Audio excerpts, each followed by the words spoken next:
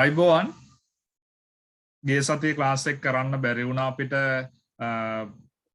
ගොඩක් අයට කරන්ට් එක නැති වුණ හින්දා අපි ඒ කොටස තමයි අද දැන් සාකච්ඡා කරන්න යන්නේ. හරි.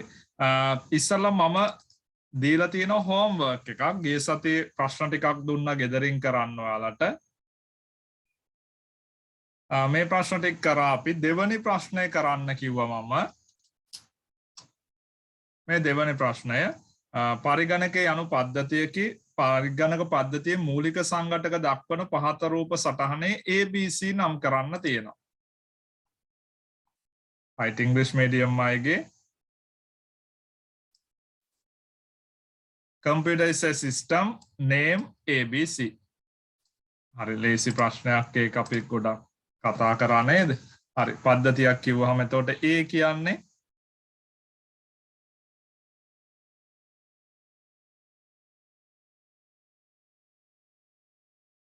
input, B process, C output. A B C. හරි. ඊළඟ ප්‍රශ්නය. දෛනික කටයුතු වලට පහසු, නිවැරදි හා කාර්යක්ෂමව සිදු කර ගැනීම සඳහා විවිධ ආයතනවල විවිධ අවස්ථාවන් වලදී තොරතුරු පද්ධති භාවිත කරයි. මේ සඳහා උදාහරණ 3ක් ලියන්න. විවිධ ආයතනවල විවිධ අවස්ථාවන් වල භාවිතා කරන තොරතුරු පද්ධති. මේවා 3ක් තමයි අහන්නේ. හරි මොනවද? විවිධ ආයතනවල භාවිතා කරන පද්ධති අපිට ගන්න පුළුවන් එකක් බිලින් මැෂින් එක.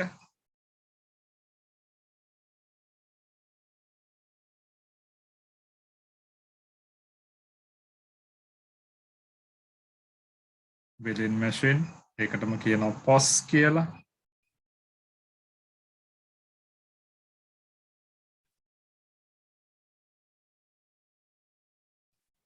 point of sale. සිංහල අය ලියා ගන්න සිංහල එකට ලියන්න පුළුවන් අපිට සුපිරි වෙළඳ සැලවල හා ආයතනවල ඇති බිල් නිකුත් කිරීමේ යන්ත්‍රය. ඉංග්‍රීසි වචනෙත් ලියා ගන්න POS කියන එක.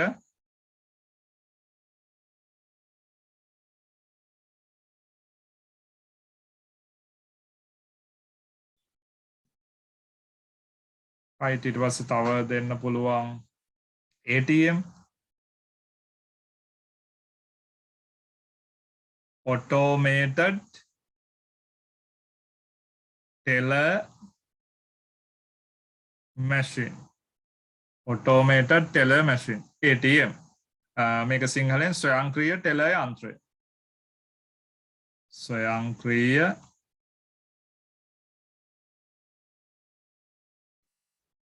ටෙලර් යන්ත්‍රය.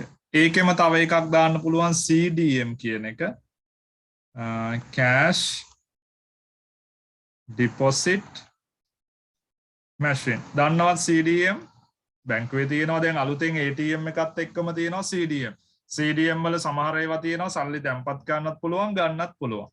ඒතර මේක CD cash deposit කියන්නේ මුදල් තැන්පත් කිරීමේ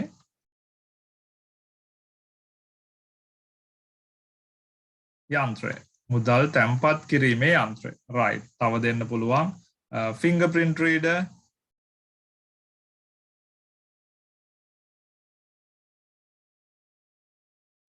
ඇඟිලි සලකුණු කියවනය.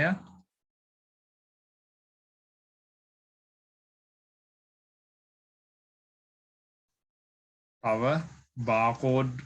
barcode එක තියෙනවනේ මේකේ. credit card reader නැත්නම් card reader කියන එක ගන්න පුළුවන්.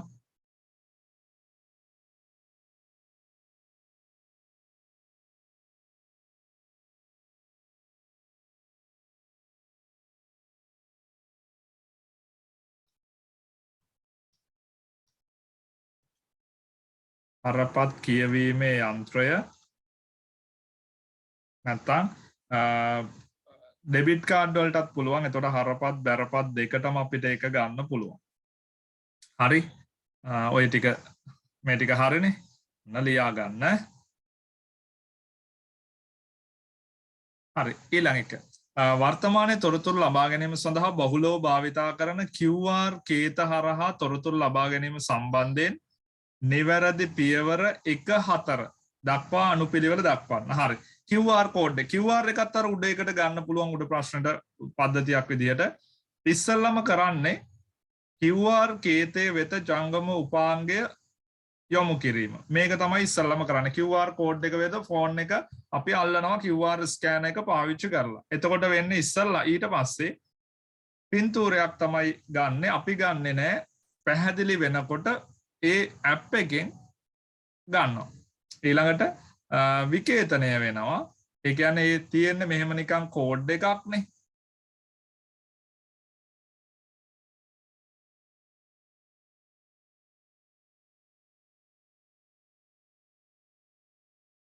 මෙහෙම කෝඩ් එකක්නේ තියෙන්නේ. හරි. එතකොට මේක කියවන විදිහ මේක තියෙන විදිහ අපිට කියවන්න බෑ. හැබැයි කියවලා අපිට පුළුවන් වෙබ් අඩවියට පිවිසෙන්න. හරි. ඊළඟ 4 වෙනි ප්‍රශ්නේ පහත සඳහන් සංකේත හඳුනා ගන්න. QR code මේක QR code ඊට පස්සේ ISBN එක මෙතන ISBN එක පාවිච්චි කරන්නේ International Standard Book Number කියන එක. International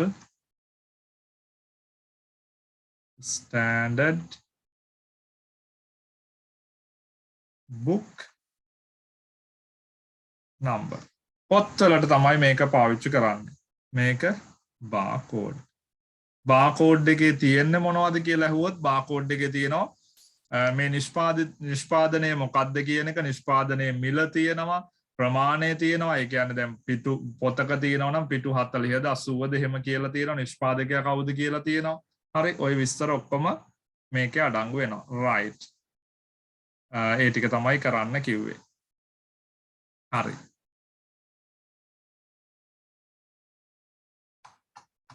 ඊට පස්සේ අපි ටියුට් එකේ කොටසට එමු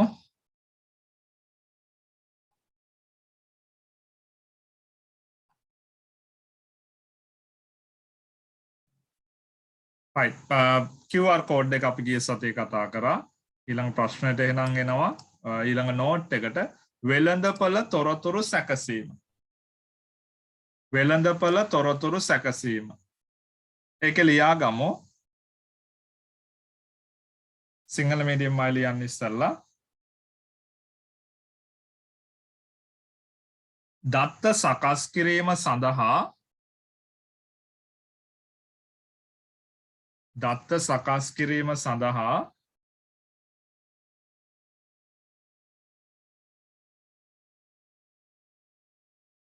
පරිගණකයක් හෝ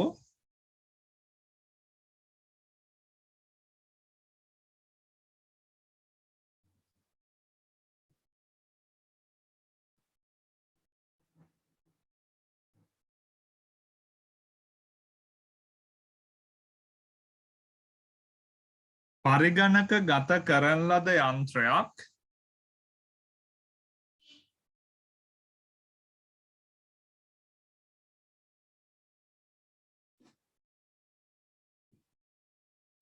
උපයෝගී කරගෙන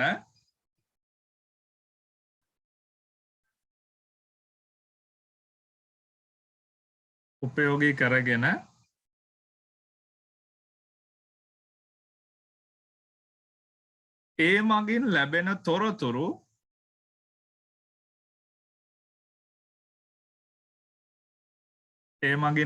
තොරතුරු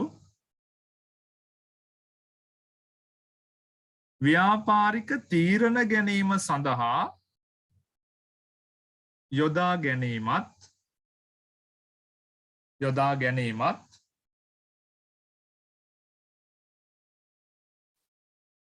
වර්තමානයේ බහුලවම සිදුවේ බහුලවම කියලා කියන්නේ 100%ක් වගේම වර්තමානයේ IT පාවිච්චි කරලා තමයි ව්‍යාපාර කටයුතු කරගෙන යන්නේ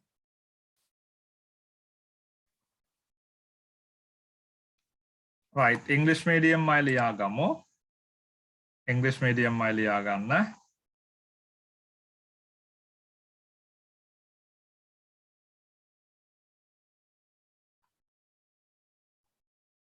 එතන නෝට් එක ලියන්න පොඩ්ඩක් අඩුයි නේද? මෙන්න මේ හරියෙන් පටන් ගන්නකො.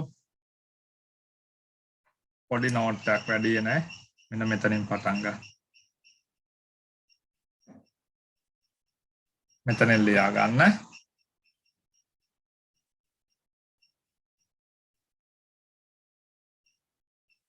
The information obtained from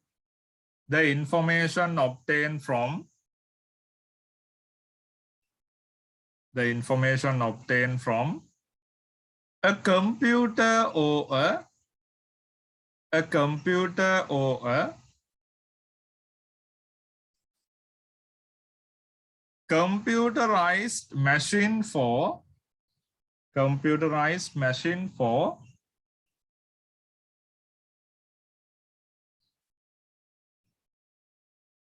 processing data is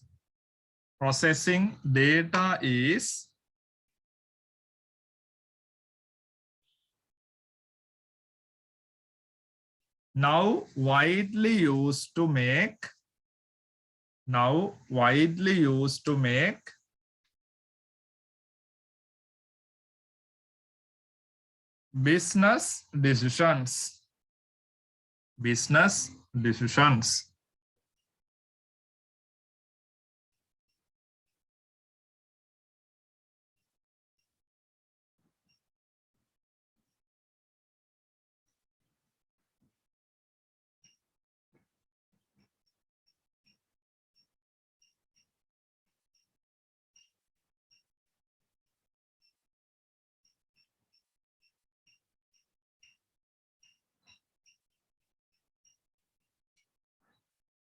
business decisions. Right.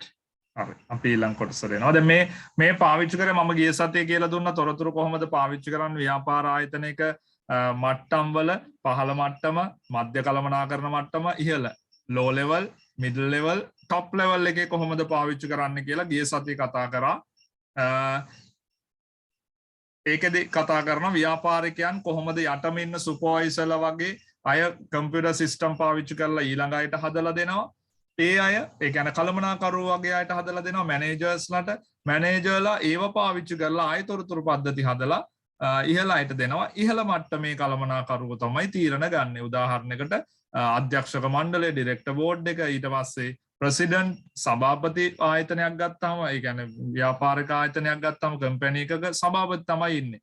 හරි. ඒතකොට එයාලා තීරණ ගන්න පහලින් දෙන තොරතුරු මත. හරි. ඊට පස්සේ quality of information. තොරතුරක තිබිය යුතු ලක්ෂණ, ගුණාත්මක තොරතුරක තිබිය යුතු ලක්ෂණ. ගුණාත්මක තොරතුරක් කිව්වහම මේකේ ප්‍රධානම එක තමයි අදාළ බව කියන්නේ. relevancy. හරි. relevancy එක තමයි මේකේ ප්‍රධානම එක. ඒ කියන්නේ අපිට නිකන් හැම තොරතුරක්ම මේ ගුණාත්මක නෑනේ. උදාහරණයකට මම කිව්වොත් දැන් මේ දවස්වල ක්‍රිකට් මැච් එකක් යනවා, ටෙස්ට් මැච් එකක් කියනවා. ටෙස්ට් මැච් එකේ දැන් අද දවසේ කොහොමද ලකුණු ගත්තේ, කවුද වැඩියෙන්ම ලකුණු ගත්තේ, විකට් ගත්තේ කවුද, ඊට පස්සේ මෙයාගේ කොහොමද මේ වෙනකම් මේ අවුරුද්දේ සෙල්ලම් කරලා තියෙනවා හොඳයිද, ඒව දැන් ඇවරේජ් එක ඒවා කියනවා. හරි. කියද්දි නිකන් ක්‍රිකට් වලට ආසය තමයි කොහොමද අද මැච් එක මට බලන්න බැරි වුණා, කොහොමද ලකුණු ගිය ස්කෝර් එක කොහොමද කියලා අහන්නේ අර උනන්දුවක් තියන අයනේ. එතකොට ක්‍රිකට් ගැන උනන්දුවක් නැති අය ඒක අදාළ නැහැ යාට. ඒක එයා ඒ දෙන තොරතුරක් ගුණාත්මක නැහැ. එතකොට ඒක යාට අවශ්‍ය නැහැ. හරි. දැන් අපි මෙහෙ දැන් මොනවා හරි කාලගුණ අනාවැකිය කියනකොට වැදගත් වෙනවා ඒ අදාළ අයට. දැන් ගොවිතැන් කරන අයට, හරි හෙට කොහේ හරි ගමනක් යන්න ඉන්න අයට, දැන් ඒ අයට එතකොට හෙට කාලගුණේ කොහොමද කියලා අපි අද වැඩක් කරන්න හෙට ප්ලෑන් කරගෙන ඉන්නවා නම් ඒක අවශ්‍ය වෙනවා. කොටස් වෙළඳපොළ උච්චාවචනය වෙන එක වැඩි වෙනවා අඩු වෙනවා. කොටස් වෙළඳපොළේ මිල මේ දවස්වල නම් හොඳයි, කොටස් ටිකක් අරගෙන දැම්මනම් තව කාලයක් ගිහිල්ලා ඒ ටික විකුණ ගන්න පුළුවන් ලොකු ගානකට කියලා ඔයාලට කියනවා ආයෝජනය කරන්න කියලා, ඉන්වෙස්ට් කරන්න කියනවා කම්පැනි එක. ඔයාලට කියනවනේ නිවුස් එකක් කියනවා. එතකොට ඒක ඔයාලට අදාළ නැහැ. ඔයාලා හැබැයි ඔයාලා කොමර්ස් සබ්ජෙක්ට් එක කරනවා නම් කොමර්ස් ගැන උනන්දු නම් ඒත් ඒක අදාළ කරගන්න පුළුවන් නේද? එතකොට ගුණාත්මක තොරතුරක් වෙන්න නම් ප්‍රධානම එක තමයි අදාළ බව කියන එක. දෙවැනි එක අංග සම්පූර්ණ බව. completeness. අංග සම්පූර්ණ බව. හරි. අංග සම්පූර්ණ බව කියන්නේ මේක එතකොට අපි මෙහෙම කතාවක් කියන්නේ. තොරතුරක් හදද්දී ඒ අවශ්‍ය වෙන කරුණු ටික සියල්ලම අපි ඒ තොරතුර දැන් මෙහෙම කියන්න ඇවරේජ් එක ඔයාගේ විෂයන් වල ඇවරේජ් එක දෙනවනේ පන්තිය වාරයේ අවසානට දෙන ඔයාලට ඇවරේජ් එකක්. හරි. ඇවරේජ් එකේ තියෙන්නේ විෂයන් 9 ලකුණු එකතු කරලා 9න් බෙදලා. හරිද? හැබැයි ඔයා විෂයන් දෙකකට විතරයි විභාගෙට මේ ඔයාගේ මෙහෙම කරනවා. දැන් ඔයාගේ ඇවරේජ් එක කිව්වහම ඇවරේජ් එක කීයද කිව්වහම 85.5යි 90.2යි ඔහොම කියලා කියනවනේ. හරි. සමහරුන්ගේ 70 ගණන් තියෙන්න පුළුවන්. හරි. එතකොට දැන් ඔයා කියනවා මෙහෙම. ඔයාගේ ඇවරේජ් එක කීයද කියලා කවුරු හරි අහුවොත් එහෙම ඔයා එකතු කරනවා. ඔයාගේ බුද්ධ ආගමයි සිංහලයි ලකුණු. හරි. නැත්තම් ලකුණු වැඩිම තියෙන සබ්ජෙක්ට් දෙකක ලකුණු එකතු කරනවා. 95යි 97යි කියන සබ්ජෙක්ට් දෙකේ ලකුණු එකතු කරලා 97යි 95යි එකතු වුණාම 180යි 192යි. හරි. ඊට පස්සේ ඇවරේජ් එක කීයද කියලා හවොත් 96යි. ඇවරේජ් එක 96යි. හැබැයි ඔයා අනිත් විෂයන් වල ලකුණු එකතු කරලා නැහැනේ. අර ලේසින් විෂයන් දෙකේ ලකුණු එකතු කරලා දුන්නට වැඩක් නැහැනේ. නේද? හරි. එතකොට ඒක අංග සම්පූර්ණ නැහැ. ඒකේ තොරතුරක් හරි වටිනා තොරතුරක් වෙන්න නම් ඒක කම්ප්ලීට් වෙන්න ඕන. හරි. උදාහරණයකට දැන් හිතන්නකෝ ලංකාවේ දලදේශීය නිෂ්පාදනය නැත්නම් ඒක පුද්ගල ආදායම හොයනවා. ඒ කියන්නේ කොහොමද මේ රටේ ඉන්න පුරවැසියෝ ආදායම් ගන්න කොහොමද කියලා ආසන්න මං කියන්නම්කෝ මාසයකට කියලා අපි ගත්තොත් එහෙම. හරි. මාසයක් තුල කොහොමද ආදායම ගන්න. එතකොට මේ තොරතුරු ටික ඔක්කොම කොළඹ ප්‍රදේශයේ අයගේ බස්නාහිර පළාතේ අයගේ විතරක් එකතු කරලා. හරි. ඒ අයගේ තමයි ලේසි අපිට ගන්න. ඒ හින්දා අපි ඉක්මනට ඒ ටික අරගෙන ලංකාවේකම කියමුන් කියලා ලංකාවේ ඒක පුද්ගල ආදායම විදිහට පෙන්නමු කියලා රජය තීරණය කරලා ඒ ටික අරගෙන පෙන්නනවා. සාර්ථකයිද වැඩේ? සාර්ථකයිද? නෑනේ. හරි. ඒ කියන්නේ සාර්ථක නැත්තේ කොළඹ ප්‍රදේශයේ සාමාන්‍ය කම්කරුවෙක්ගේ වැටුපත් ලොකු ගණන් වලින් යන්නේ. නේද? ඒ කියන්නේ ලොකු ආදායමක් හම්බ වෙනවා කොළඹ ප්‍රදේශයේ අයට. නේද? ඒතකොට සාමාන්‍ය ග්‍රාමීය ප්‍රදේශයක වගේ ගත්තොත් එහෙම ආදායමක් නැහැ නේ. ඒතකොට ඒක මවාපෑමක් ඒක වෙනස් වෙනවා. ඒක ඒතකොට සාර්ථක නැහැ, ගුණාත්මක නැහැ ඒ තොරතුරු. හරිද? ඒ හින්දා ඔන්න තොරතුරක් ගුණාත්මක වෙන්න නම් අනිවාර්යෙන් completeness එකක් තියෙන්න ඕනේ. ඒ කියන්නේ මේ සම්පූර්ණ වෙන්න ඕනේ. සම්පූර්ණ වුණොත් තමයි තොරතුරක් ගුණාත්මක වෙන්නේ. මතක තියාගන්න ඔය කරුණු. right? මම නෝට් එක දෙන්න. accuracy ළඟ එක. accuracy කියලා කියන්නේ නිවැරදි වෙන්න ඕනේ හැම වෙලාවෙම. හරි? නිවැරදි වෙන්න ඕනේ. නිවැරදි වෙන තරමට තමයි තොරතුරක වටිනාකම වැඩි වෙන්නේ. දැන් උදාහරණයකට මේ නිවුස් වල එහෙම වැඩිපුර යන්නේවා දැන් බොරු ගොඩක් කියන ඒවාත් තියෙනවා. හරි. එතකොට ඇත්තම දේවල් රටට කාටවත් පක්ෂපාතී නොවේ සත්‍ය දේවල් කියන නිවුස් වලට වැඩිපුර දෙනෙක් බලන්න කැමති. හරි. දැන් උදාහරණයකට රටේ දේශපාලනය ගැන එහෙම ගෙදර වල දන්නවනේ අම්මලා තාත්තලාගේ තියෙනවනේ දේශපාලන මතනේ.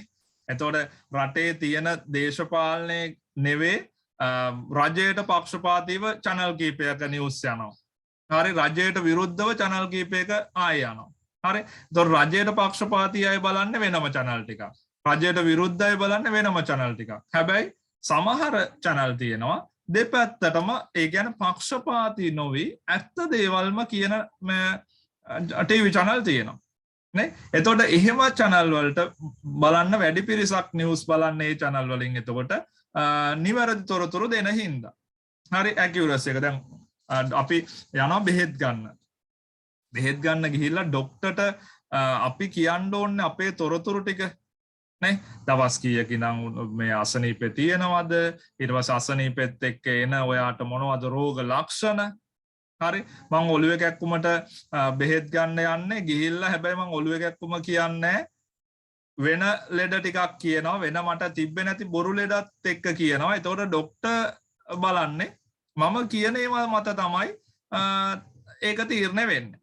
ඒ හින්දා ඔන්න හරි දේවල් කියන්න ඇත්ත දේවල් නිවැරදිතාවය තිබ්බොත් තමයි ඒ තොරතුර වටිනාකම වැඩි වෙන්නේ. හරි. ඊළඟ එක ටයිම්ලිනස් කියලා කියන්නේ කාලීන වෙන්න ඕනේ.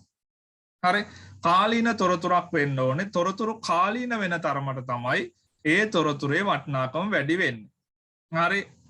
මතකයි මම ගිය සතියේ කියලා දුන්නා තොරතුරු හා සබැඳි ස්වර්ණමය න්‍යාය කියලා.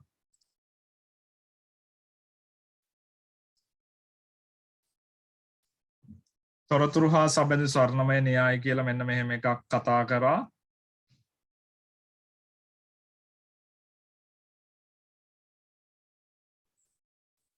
එතකොට තොරතුර ලැබෙන මොහොතේ තමයි ඒකේ වටිනාකම වැඩිම වෙන්නේ. මේ පැත්ත වටිනාකම,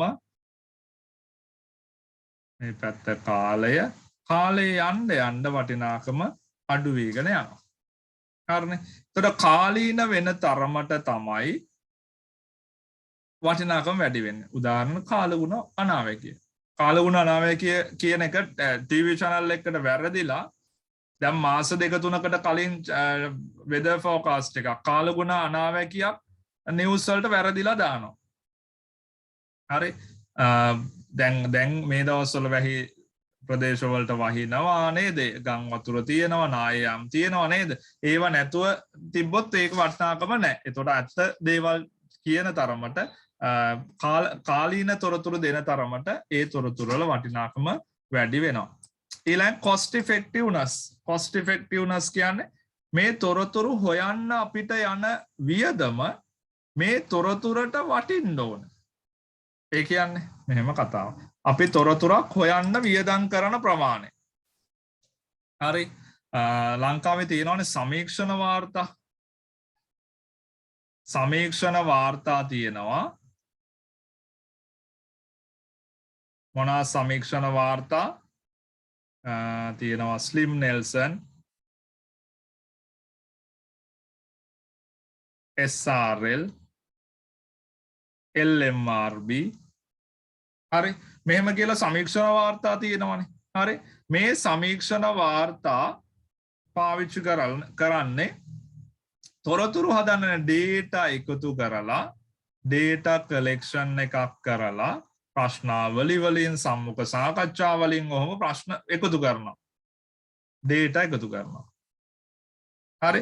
එකතු කරලා මේක process කරලා අවසානයේ මෙයාලා දෙනවා output එක. හරි. දැන් උදාහරණයකට හිතන්න මට ස්ලිම් නෙල්සන් ලගේ එහෙම තියෙනවනේ. Slim Nelson LMRB TV channel වල නිතරම යනවා. එයාලගේ සම්මාන උළෙලවල් තියෙනවා. සම්මාන උළෙලවල් වලට data විකුණනවා මෙයාලා. හොයලා ජනප්‍රියම නළුවා.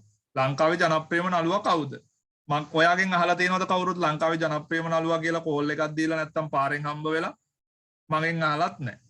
හරි. එතකොට හැබැයි ජනප්‍රියම නළුවා කියලා මම කැමති නැති නළුවෙක්ට උනත් දෙන්න පුළුවන් සම්මානනේ. ඒ කියන්නේ රටේ මේක නියදියක් විදිහට ගන්න. මේ දත්ත එකතු කරද්දී නියදිය. උදාහරණයකට හිතන්න 10000 දෙනෙක්ගෙන් අහනවා. 10000කින්. හරි.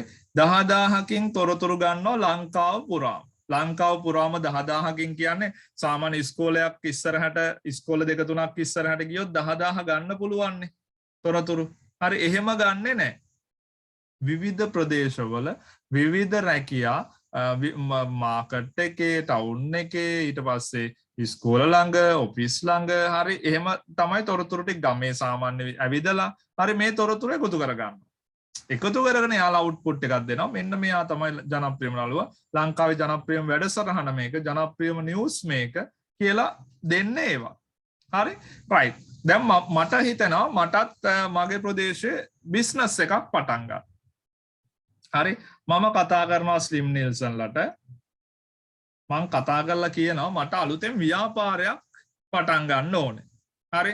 මට අලුතෙන් ව්‍යාපාරයක් පටන් ගන්න ඕනේ. මේ ව්‍යාපාරය පටන් ගන්න මට තාම අයිඩියා එකක් නැහැ. මොන වගේ ව්‍යාපාරයක්ද මම පටන් ගන්න. හරි.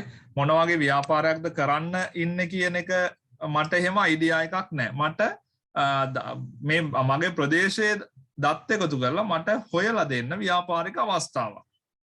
හරි ව්‍යාපාරික අවස්ථාවක් මට කරන්න හොඳ ව්‍යාපාරයක් හොයලා දෙන්න කියලා ස්ලිම් නෙල්සන්ලට කියනවා. හරි කියලා වැඩේ පටන් ගන්නවා.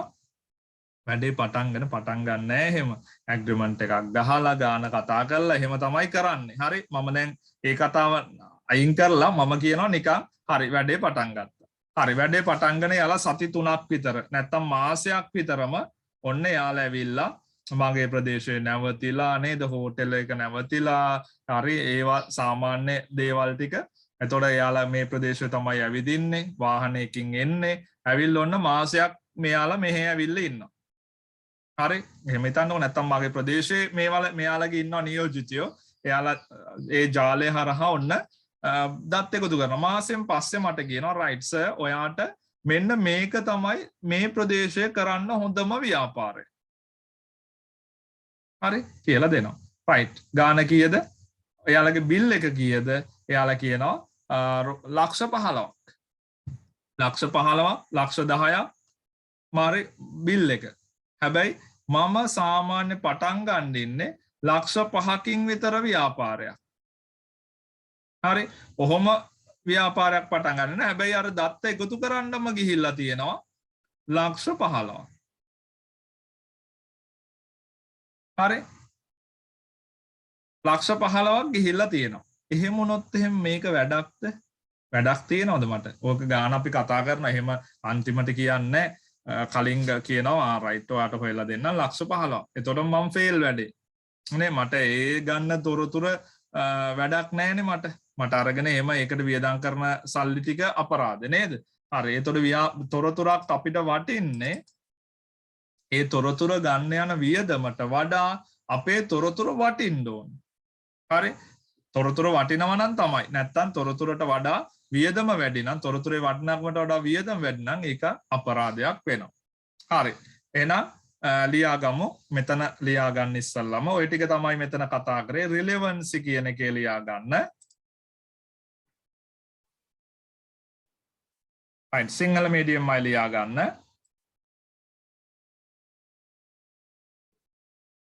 පුද්ගලයෙකුගේ උසස්ම අධ්‍යාපන සුදුසුකම් ඉල්ලා සිටින අවස්ථාවක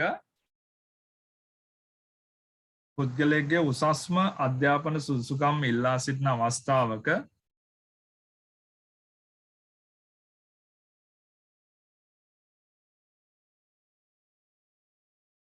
ශිෂ්‍යත්ව ප්‍රතිඵල හෝ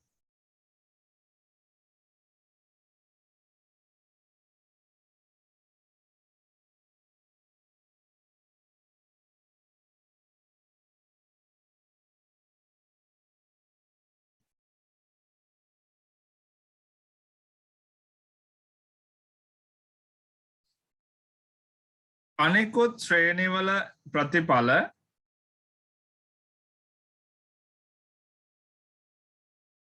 අවශ්‍ය නොවේ.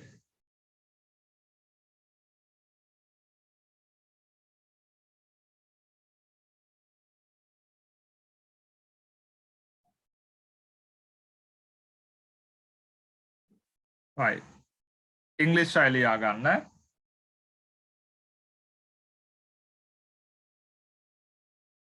It is not needed to submit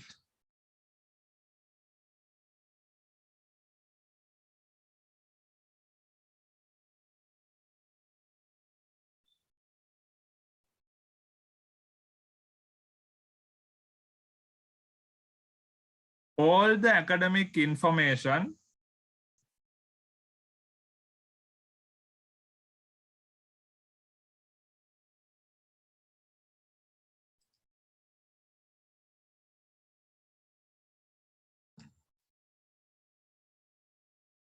it is not needed to submit all the academic information from grade 1 onwards. Grade 5 scholarship results onwards. When the requirement is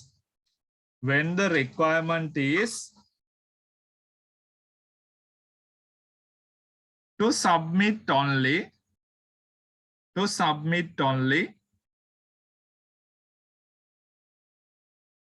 highest education qualification. Highest education qualification.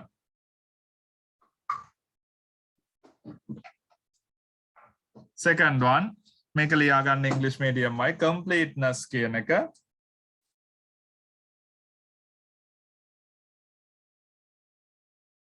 Taking information from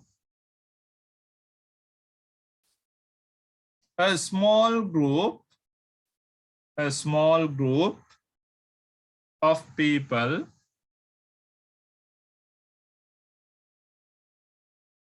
in order to arrive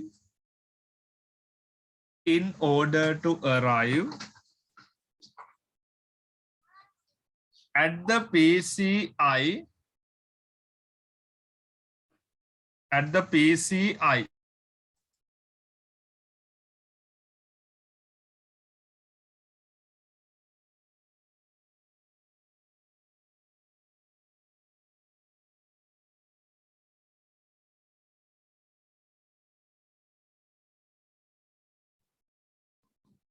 PCI bracket ඇතුළේ දාගන්න per capita income of a country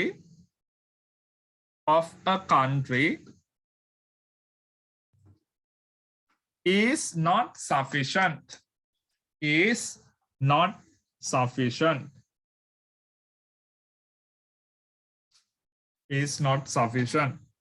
Sinhala medium එකයි ලියා ගන්න අංග සම්පූර්ණ බව.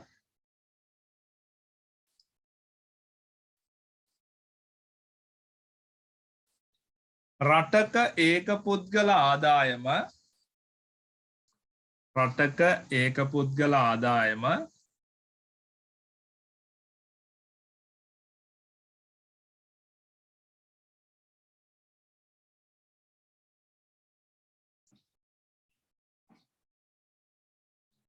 ගණනය කිරීම සඳහා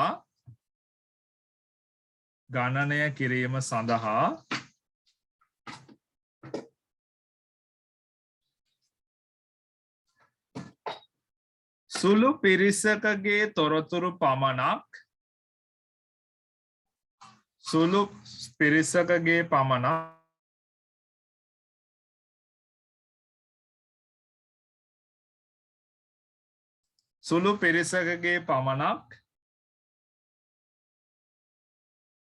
තොරතුරු ලබා ගැනීම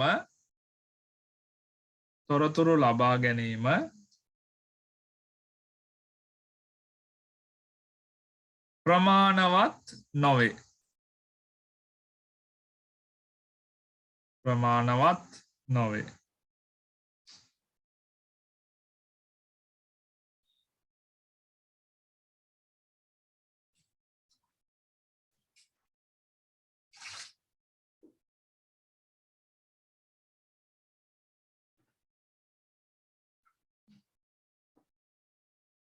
right. ඊළඟට යමු. සිංහලයි ලියා ගන්න ඊළඟ නිර්වද්‍යතාවය.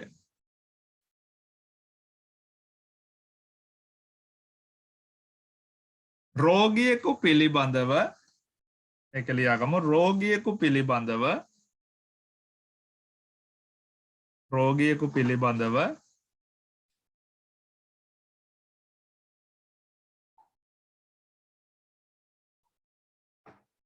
වැරදි තොරතුරු වෛද්‍යවරයෙකුට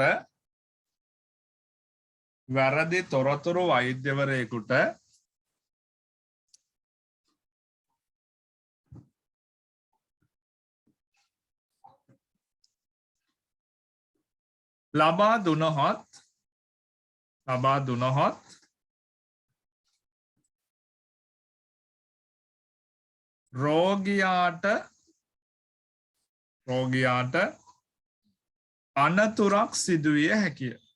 රෝගියාට අනතුරක් සිදුවිය හැකිය.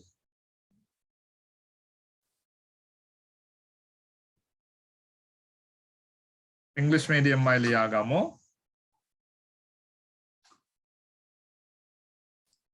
If a doctor gets wrong information,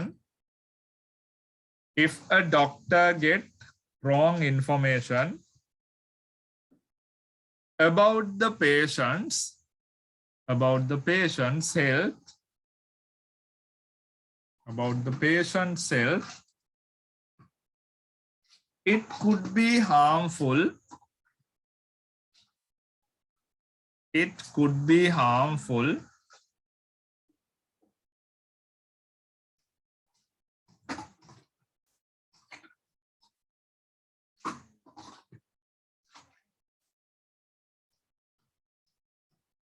to the patient. To the patient.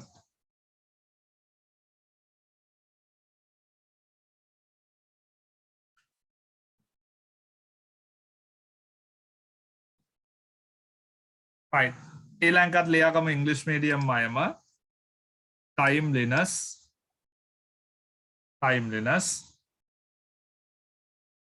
Example එකක් මේ ලියන්නේ. Today's weather report. Today's weather report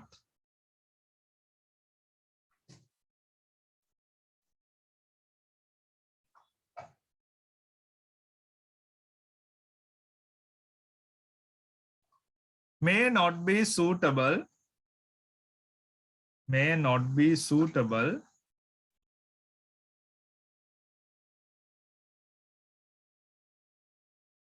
to decide on tomorrow's weather. To decide on tomorrow's weather.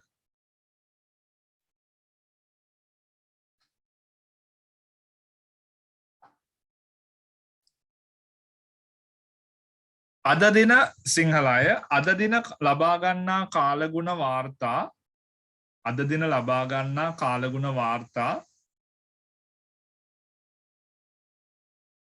හෙට දිනයේ කාලගුණය තීරණය කිරීම සඳහා යෝග්‍ය නොවේ. හෙට දිනයේ කාලගුණය තීරණය කිරීම සඳහා යෝග්‍ය නොවේ.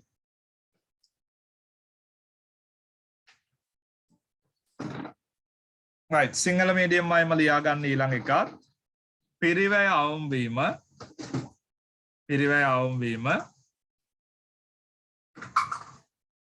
ඒක ලියා ගන්න.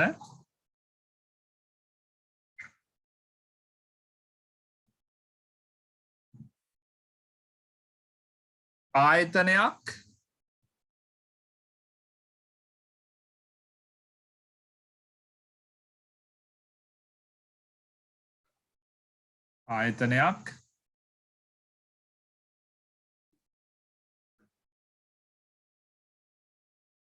විවිධ හේතුන් මත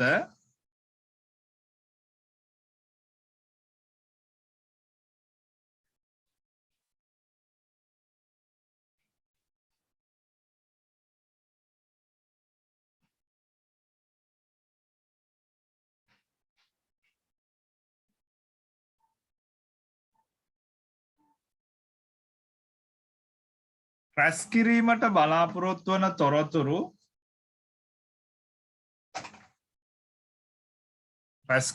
බලාපොරොත්තු වන තොරතුරු වෙනුවෙන් අධික මුදලක් දරයි නම් එය ආයතනයට පාඩුවකි.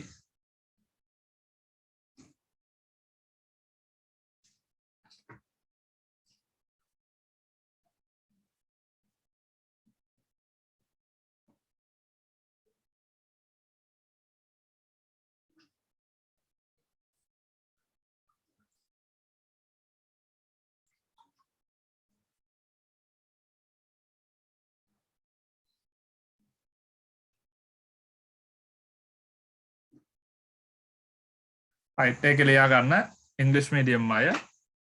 If an organization spends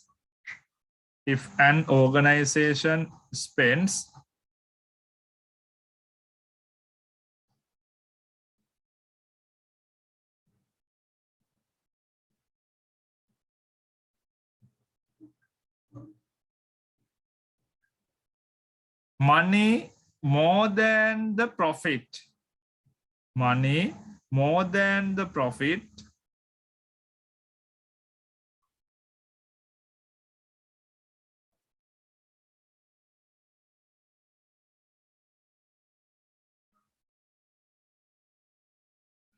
to collect some information,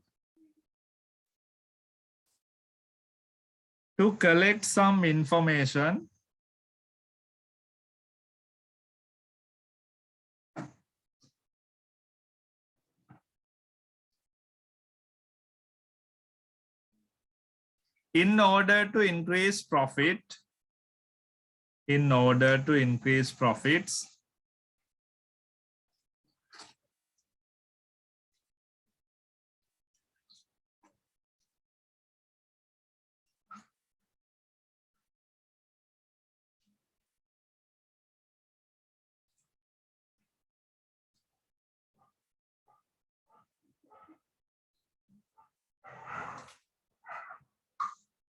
it would be a business loss to the organization.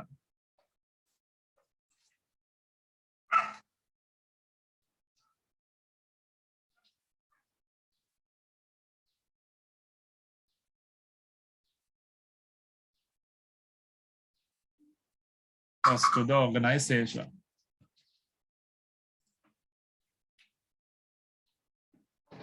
හරි. එතකොට පිරිවැය මේ ටික හරිනේ. හරි. ඊට පස්සේ ICT ගැන තියෙනවා. මේ ටික අපි කලින් දවසකත් කතා කරලා තියෙන නේද?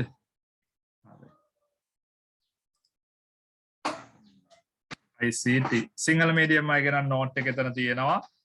මෙන්න මෙහෙම කතාවක් ICT කිව්වේ මෙන්න මේ පින්තූරේ පුළුවන් නම් උතනින්ම සයිඩ් එකේ ඇඳ ගන්න අපි කලිනුත් කතා කරා. මෙහෙම කතාවක්.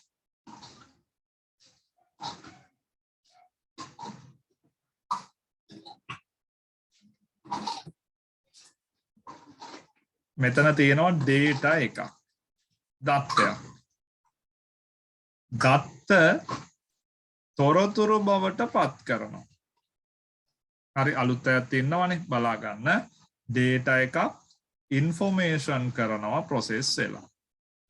හරි මේක තොරතුරු. ප්‍රොසෙස් එකකින් පස්සේ එනවා.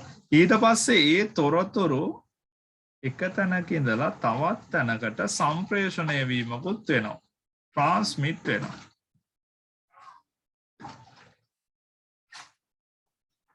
හරි ඔන්න ඔතන මේ පින්තූරේ මෙන්න මේක ඇඳගත්තා නම් මේක බලාගෙන පුළුවන් ICT කියන්නේ මොකක්ද කියලා අපිට කියන්න.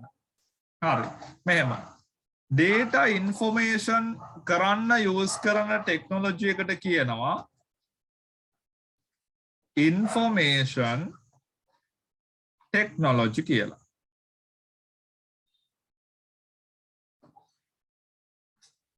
තොරතුරු තාක්ෂණය. තොරතුරු එක තැනක ඉඳලා තවත් තැනකට ට්‍රාන්ස්මිට් වෙන්න. සම්ප්‍රේෂණය වෙන්න. පාවිච්චි කරන තාක්ෂණයට කියනවා communication technology. ඒකට කියනවා sannivedana තාක්ෂණය. sannivedana තාක්ෂණය.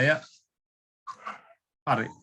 එහෙනම් දත්ත තොරතුරු බවට පත් කරන්න භාවිතා කරන්න තාක්ෂණයට කියනවා තොරතුරු තාක්ෂණය කියලා. තොරතුරු එක තැනක ඉඳලා තවත් තැනකට sannivedanaya වෙන්න නැත්නම් සම්ප්‍රේෂණය වෙන්න භාවිතා කරන තාක්ෂණයට කියනවා communication technology sannivedana තාක්ෂණය. එහෙනම් ICT කියන්නේ මොකක්ද කියලා අහුවොත් දත්ත තොරතුරු බවට පත් කරන්න සහ තොරතුරු එක තැනක ඉඳලා තවත් තැනකට සම්ප්‍රේෂණය කරන්න භාවිතා කරන තාක්ෂණය තමයි තොරතුරු හා sannivedana තාක්ෂණය කියලා කියන්නේ.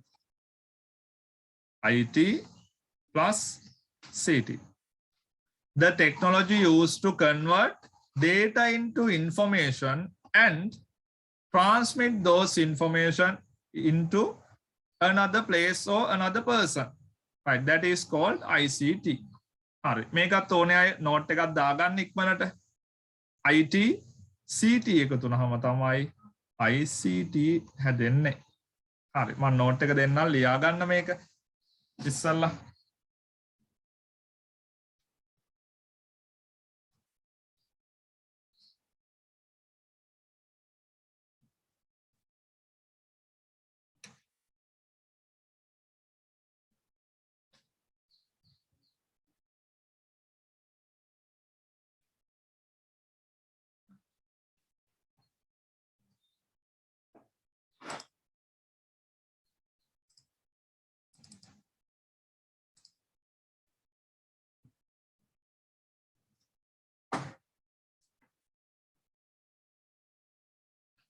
the technology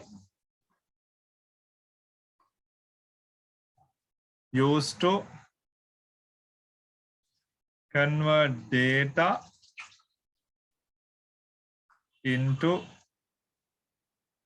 information is called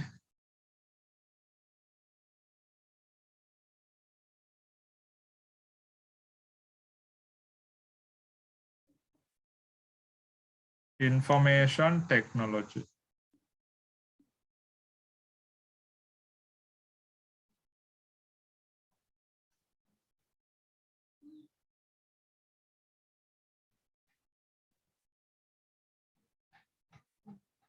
Like the technology used. Technology is used to transmit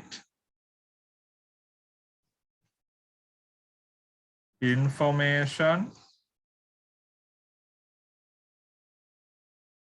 into another place or person is called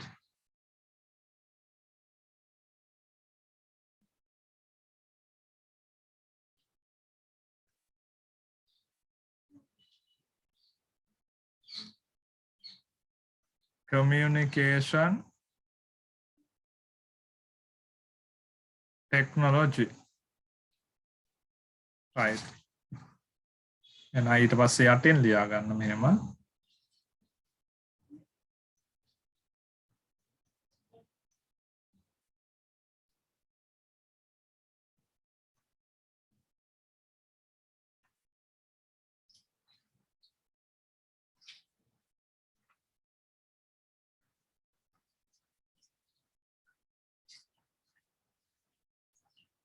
Data into information and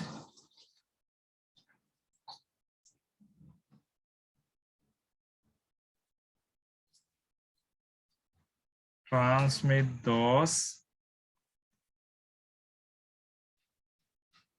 to another place.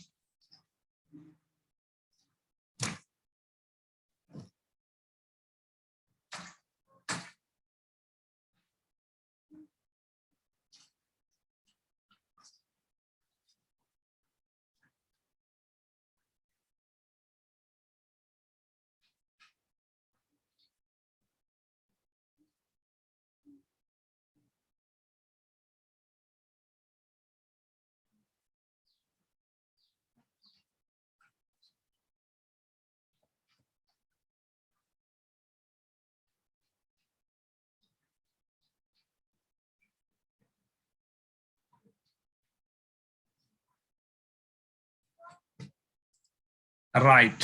හරි නේද? ඒ ටික ලියා ගන්න.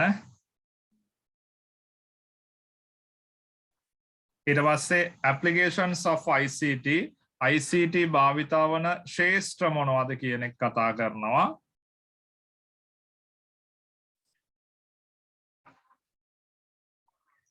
ICT භාවිතා වන ශ්‍රේෂ්ඨ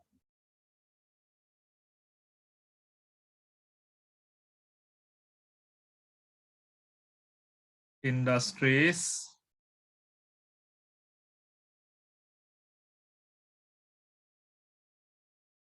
business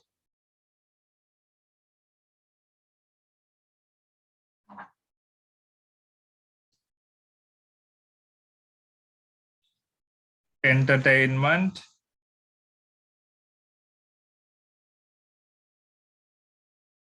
transport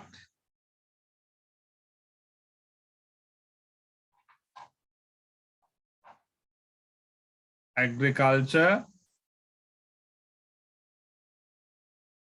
health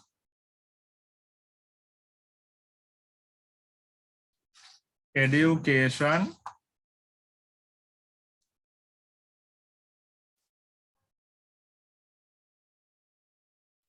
e-government Sinhala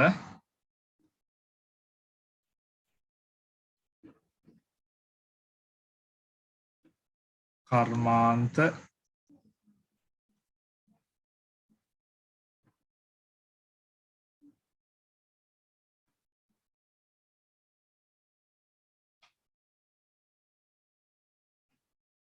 ප්‍රවාහන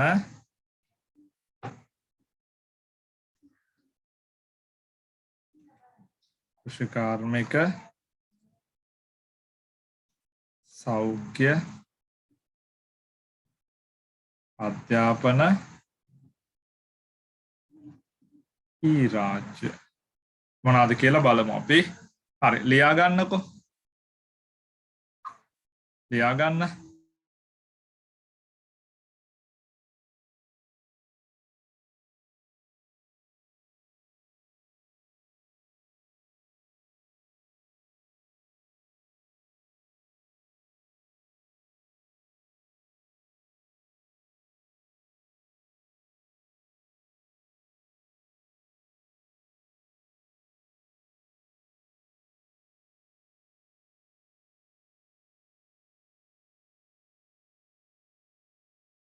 ඉක්මන් කරලා ලියා ගන්න.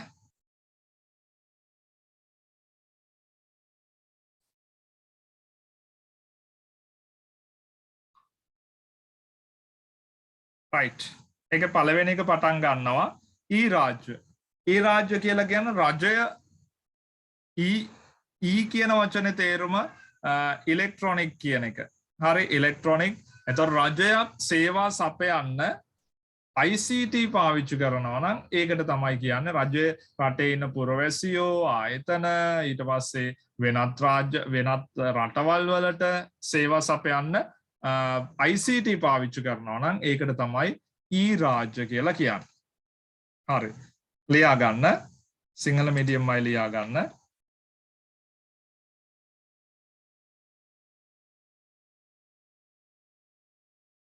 රජයක්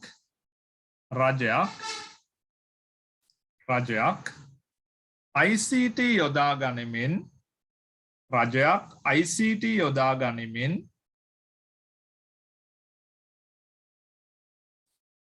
තම රටේ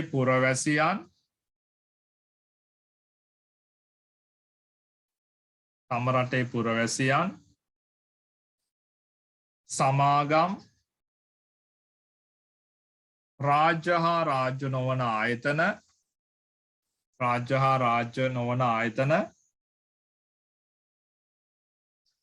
හා වෙනත් රටවල රාජ්‍යයන් සමග සම්බන්ධතා පැවැත්වීම රාජ්‍ය ලෙස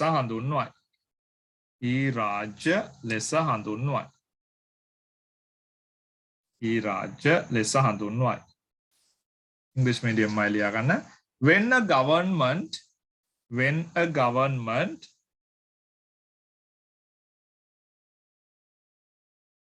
communicates with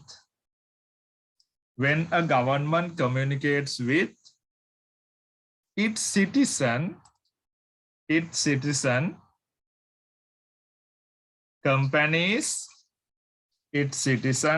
companies government and non-government organizations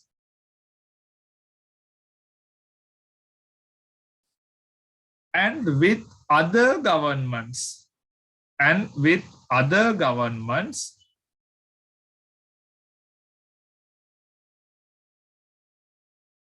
using ICT is called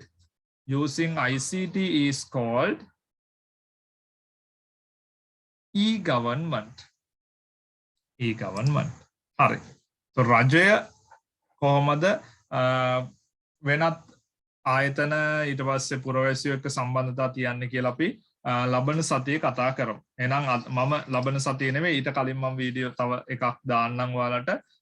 මේකේ නෝට් ටික සම්පූර්ණ කරගන්න. එක්ස්ට්‍රා මොනවත් මේ වීඩියෝ එකේ මම කතා කරේ නැහැ. ඒ කියන්නේ software ගැන කතා කරේ නැහැ. ඒකට මම වෙනම වීඩියෝ ක්ලිප් එකක් ඔයාලට දාන්න. හරි. එහෙනම් අපි අදට නවත්තමු. අයබෝවන්.